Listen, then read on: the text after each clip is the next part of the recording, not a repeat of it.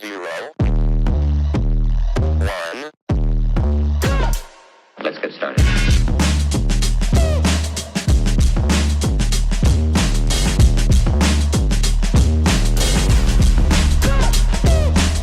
Why they stopping me? Bye, crypto bro. What's going on, crypto peeps? It's that guy again. Ball Deep Crypto. Coming at you with a little Velo piece. Let's get into it. As you can see here, via coin market cap, Velo sitting at just over 1/6 of a cent. So just a little bit over 1.5 pennies. Overall market cap 119 million. Volume in the 24-hour is 43 million. Looks like we got a little dip going on. Let's see on the 1 day here what we're looking at. 4% on the 1 day, down 18% on the 7 day, almost 19%. Again, not financial advice, but looking nice to me. Love me some Velo. Okay, so let's get into Velo a little bit. They call it the XRP of Asia, right? Little cross-border settler, a little bit of this, a little bit of that. It's a beautiful thing. As you can see here, some of their strategic partners: Cactus Custody, Copper, Inception, the Stellar Development Foundation, Lightnet, SIBA, Visa.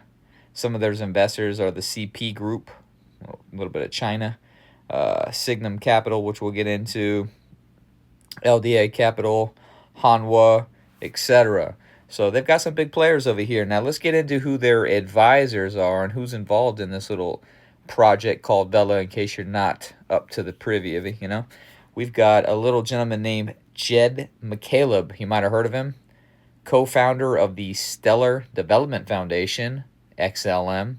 Also the creator of the XRP Ripple. So you've got a pretty big fish here on the advisor board. You've got Professor David Mazaries. He's professor of computer science at Stanford and the chief scientist of the Stellar Development Foundation. In case you didn't know, Velo does run, again, the plumbing on the Stellar XLM network. So you've got the main cogs of Stellar XLM involved in this project, Velo, in Asia, banking the unbanked, over there, cross-border settlements, doing a little bit of this, a little bit of that, a little bit of everything. You've got Professor Robert Townsend, economics professor at MIT, Carnegie Mellon, and the University of Chicago, so a very smart man also in here. You've got the founder of Signum Capital, which we just talked about, was one of the investors in it. Then you've got a partner at Pantera Capital also involved. So we've got a lot of big fish in a little small pond of a crypto that's currently just over 1.5 pennies. So it makes you wonder, are you early? Why is it so cheap? Don't ask why, just buy. That's what I say. Again, not financial advice.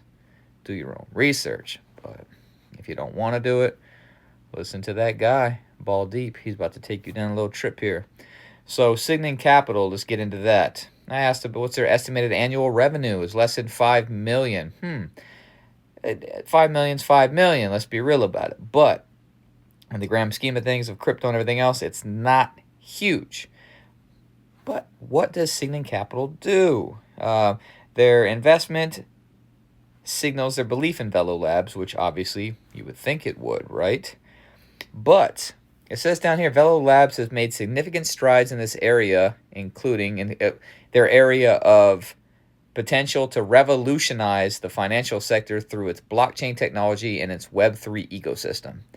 Developing a federated credit exchange network powered by the Velo protocol, issuing digital credits backed by collateral, enabling frictionless value transfer, partnering with a little company called BlackRock to integrate their tokenized short-term treasury fund, BUDL, into USDV, Velo's stablecoin, There you go. So BlackRock is also working with Velo. Let me repeat that. BlackRock has integrated their tokenized short-term treasury fund, BUIDL, into the USDV, Velo's stable coin. They are also collaborating with the Laos government to tokenize something that it probably doesn't have any value. What is it? Oh, physical gold reserves. No. That doesn't sound promising at all. Again, do your own research, but BlackRock to Laos government and physical gold reserves, penny and a half, just over that. Again, do your own research. Expanding its ecosystem through various initiatives, including the Orbit Consumer Super App and OmniPoint loyalty program. So there we go. So as you can see, it's believed to potentially become a leader in blockchain-powered payments and trading, particularly in Southeast Asia. That's what they're focusing on, the XRP of Asia. So let's go to here. Another investor, partner, somebody who invested in it, Inception. Inception's projected remedius volume, this is 2021, is expected to process over 34 million USD across Malaysia, the Philippines, Singapore, and Thailand. Again, Asia, that's their focus group. That's what they're looking at. Velo Labs funding and activities. Velo Labs has raised $10 million with the growth. It also has formed partnerships with other companies like iRemit, aiming to unlock the 34 billion cross-border payments market in the Philippines. So you can see what their goal is. You can see they're laying the groundwork. They've got the foundations. They're running it on the Stellar rails. That Stellar is the plumbing that's going to be there. This is going to be the cross-border remittances. You're talking about a potentially $34 billion cross-border payments. So they are trying to get their hooks in, and I believe that they will. That's obviously why I'm doing this video. I believe in the project. If I'm talking about it again, I'm in it. Just want to give you some insight on potentially what's underneath the surface, what's underneath the name, to give you an idea of if it's something that you're going to be interested in or not interested in. It's your choice. It's your money. Do what you want with it. You know what I mean? But this is just kind of a guide. So guide yourself through the light. Hawa is a Life's acquisition of Velocity Clearing. Hawa Life, a leading South Korean life insurance company, acquired a majority stake in Velocity Clearing, which we'll get into in the next one. Hawa, as an investor and strategic partner, is also invested in and formed a strategic partner with Velo Labs, as we obviously know. So it says here with the coming over here, let's go look at it. So South Korea's Hanwha Life to acquire majority stake in U.S.-based Velocity Clearing, allowing both companies to target global markets. Again, cross-border remittance, cross-border payments. It says here that it announced it is agreed to on the 18th to acquire 75% stake in the parent of Velocity Clearing, a U.S.-based global finance services firm. Now, what is Velocity Clearing? Velocity Clearing, as of late 2024 and early 2025, total assets have grown to $1.225 billion, up from approximately $787 million. Now, regarding the amount moved annually, while a specific figure isn't available, Velocity Clearing reported significant growth in their correspondent clearing business and increased their assets under custody by 300%. So you can see this indicates a substantial increase in the volume of transactions they facilitate. Velo will be the transactionary mover of these assets, you would hope. That's the goal. That's what they're looking for. So again, none of that's verified, but it is just an estimate, but it kind of gives you an idea of what it is. Now, another guy that was on there, Pantera. Pantera's annual revenue was reported to be $24.2 million. Other sources indicate the revenue falls within the range of $10 to $50 million. As of 2025, they manage $5 billion in assets under the AUM. Now, Pantera Capital is an investor in Velo, as you already know. Pantera's investments in Velo aligns with their focus on blockchain technology. While Velo's exact connection to BlackRock is not detailed in these results, it says here a YouTube video title mentions Velo changing millions of lives featuring BlackRock, suggesting a potential partnership or collaboration between Velo and BlackRock, possibly facilitated or influenced by Pantera's investment. So it looks like Pantera and BlackRock have a little thing going on. So there you go. So you've got BlackRock a couple different places now. You've got them working with them through various partners and investors. You've got the potential for that. You've got the cross-border remittance. Now let's get into Velo and the CP Group, which you saw in there. Now, who is the CP Group?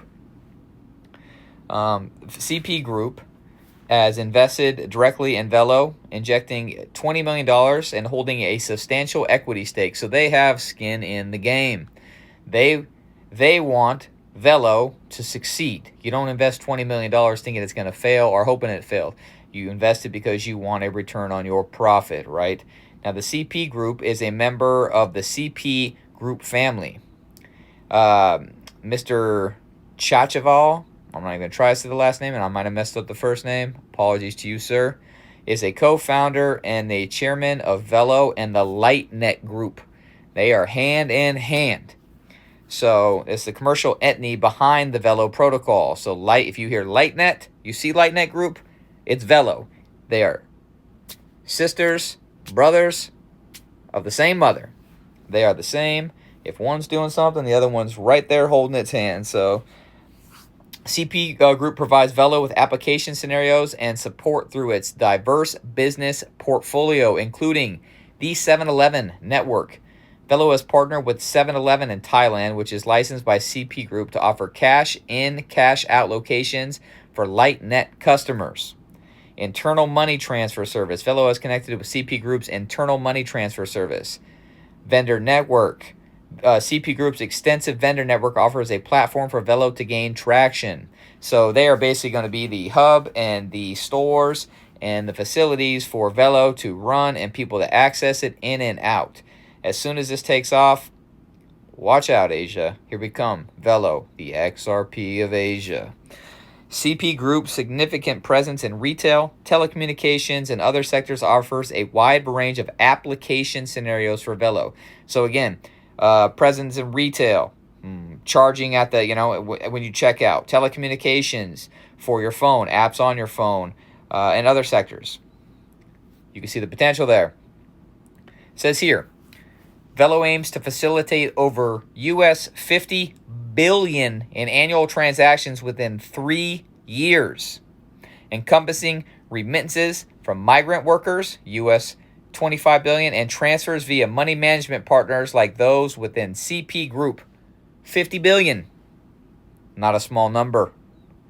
With a precise figure for CP Group's direct revenue, it isn't stated. As we said here, these are definitely a strategic partnership. These two are hand in hand, glove to glove. LightNet, Velo, CP Group, beautiful. Now, to give you an overview of how many 7-Elevens are in this broad network, they've got 7-Elevens, I believe, in Laos, Thailand, and Cambodia. But it says here, the percentage of 7-Eleven groups owned by the CP Group. Determined the 7-Elevens and globally, let's see. The CP Group does not own a percentage of 7-Elevens. Instead, the subsidiary group called CP All holds the master franchise rights for 7-Elevens in Thailand, Laos, and Cambodia, like I just said. Okay, so here we go. Here's the map. Thailand. That is a lot of 7-Elevens. How many, you say? There's approximately 15,430 7-Eleven stores. That blows my mind. In Thailand. Holy shibushki. This makes Thailand one of the countries with the most 7-Eleven locations outside of the United States. And CP All owns it all. The chain is managed by CPO, a Thai company, and they're constantly expanding and adding around 170 to 200 new stores per quarter. Where the heck are you putting them all? Anyways, good news. I mean, you're like I said, they're expanding. They're still adding more, and they're everywhere. And they'll be taking Velo everywhere, every one of these. It says here, 7-Eleven now has over 100 stores in Cambodia, opening their first store just 3 years ago. So within 3 years, they've already got 100 up in Cambodia. There you are, 7-Eleven, everywhere. Now, also, we're going to talk about Velo Labs, how they collaborated. We'll end it on this with the Paxios International to integrate the Lyft dollar as a treasury reserve and settlement. Paxios, again, is what, Brazil, South America. So, again, cross-border remittance. We're talking about working in Asia. We're talking about working in Brazil. We're talking about working cross-borders. Like XRP wants to do. It wants to move money across borders, on-demand liquidity within Velo Labs' USDV stablecoin framework. The collaboration marks a pivotal announcement in Velo Labs' strategy to position itself as a key aggregator of tokenized real-world assets and a pioneer in the PayFi space. By integrating USDL backed by short-term U.S. Treasury bonds and cash equivalents, Velo Labs significantly enhances the quality and resilience of assets backing USDV, its over-collateralized stablecoin. Issued by Paxios International, which is federally regulated by the Financial Service Regulatory Authority of Abu Dhabi Global Market, USDL is a fully asset-backed stablecoin that programmatically distributes daily yield directly to holders. The yield is derived from secure, interest-bearing U.S. government securities, allowing everyday users to benefit from real-world financial returns previously limited to institutional investors. So there we go. We are thrilled to integrate the Lyft dollar into the Velo Labs ecosystem. Vice Chairman of Velo Protocol said, by leveraging USDL's unique yield-bearing capabilities, we are not only enhancing the collateral base of USDV, but are also providing our ecosystem members, especially businesses, with a powerful tool to optimize their liquidity and financial strategies. Looks like they want companies to hold their money in there and earn yield off it instead of using a traditional bank. So bank the unbanked. Moving on, Stellar Rails, so on and so forth. This is exciting. So again, today it says here, trillions of dollars are locked in inefficient, outdated financial plumbing that is inaccessible to millions of people. Paxio is re-platforming the financial system to enable assets to instantaneously move around the world at any time in a trustworthy way. Paxio partners with leading global enterprises to tokenize, custody, trade, and settle assets. Its blockchain solutions are used by leaders like PayPal. We know PayPal's with Stellar, XLM, Interactive Brokers, MasterCard, Mercado, Liberal, Nubank.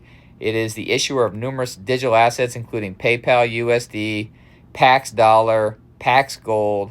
Its affiliate company, Paxios International, issues the yield-bearing regulator stablecoin Lyft dollar, prudentially regulated by the New York DFS in the U.S. and the MAS in Singapore and the FSRA in Abu Dhabi global market. So Paxios is a huge player. Is in they're tied with Velo. Do you not see this? You guys seeing this? There's a penny and a half. Do what you want to do. Do what you want to do. It's your choice. I'm not a financial advisor, but there's a lot of big players playing in this game. There's a lot of big things just set up, ready to go as soon as they flip that switch. Velo's ready to run. Velo is going to run. Velo is backed by Jeb McCaleb, Stellar, XLM, Ripple, the guy, behind the guy, that is the guy. Come on. I hope that all of you are getting something out of this. Again, Paxos is a top fintech company with more than $540 million raised from investors. So this is a big player. Big player. Velo. Beautiful. Just love it. So XRP of Asia. I really got nothing else to say. I pretty much, this whole slide, this whole video, this whole everything should have showed you everything that you wanted to see as far as that goes. So again, take a look at that team. Take a look at Velo. If you don't know about it, take a look at it And hopefully it's something that fits your budget, fits what you think it's going to do in the future. And like I said, take advantage of it now if you can, if you want to.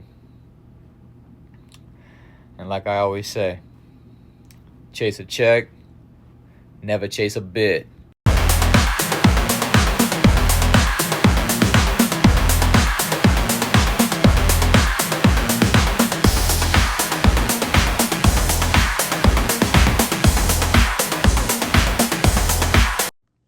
Bye, crypto bro.